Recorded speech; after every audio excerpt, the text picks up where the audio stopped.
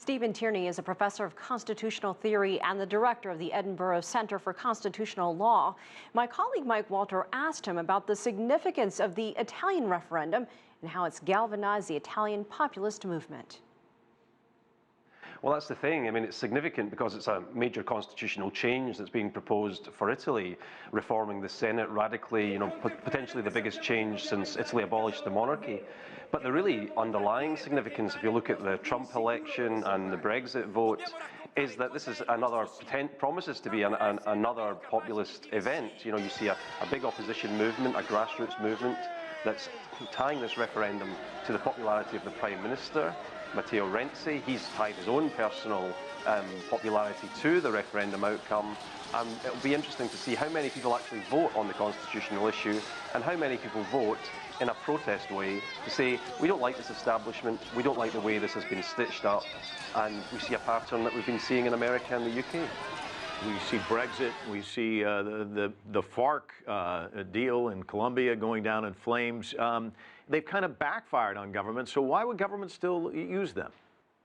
Well, in many ways, governments increasingly don't have a choice. So in some situations, you've got an opposition movement that's pushing and pushing. We had that with Brexit in Britain, whereby the government really were backed into a corner and eventually had to concede that in order to see off parties like the UK Independence Party, a referendum would be the way to do that.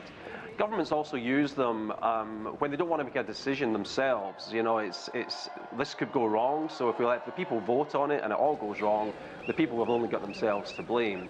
And then there's a third thing, which is if you have a really big moment like a peace deal, it's controversial, a lot of people have a lot of angst over it. We had that in Northern Ireland, you saw that in Colombia.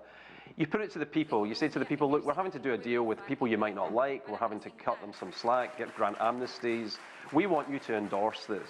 So in many ways, governments are holding these things, not because they want to, often because they feel it's the only option they have.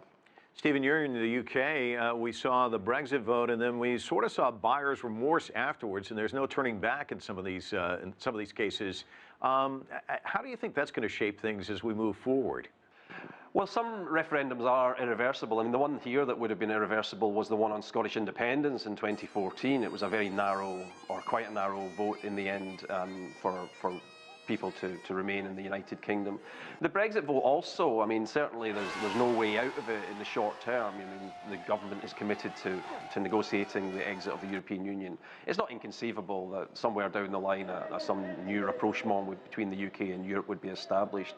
But yeah, we are seeing referendums on very big issues. I mean, this is one of the interesting factors. Governments can't control them. They don't know how people are going to vote. People are using them to vote, not necessarily on the issue, but against the government. But these things are being held on really, really big issues. So it could well be that a lot of people voted to leave the European Union because they were very disaffected about other things, as we saw in the Trump election, maybe disaffected about the loss of jobs, about trade, about migration.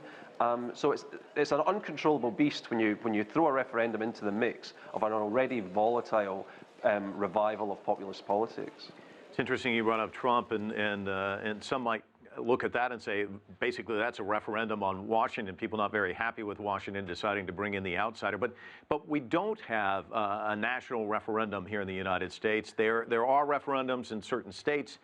What's your take on that? Would it be a good idea to have a national referendum, or do you think they got it right? It's very hard to fit a national referendum into a federal system.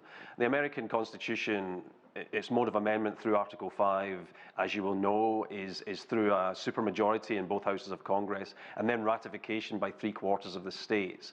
You've got a very difficult constitution to amend. If you were just to superimpose on top of that a straight national 50% plus one vote on massive constitutional issues, you would be unsettling over 200 years of very carefully crafted constitutional checks and balances. So it would be a very difficult thing to throw into the American system.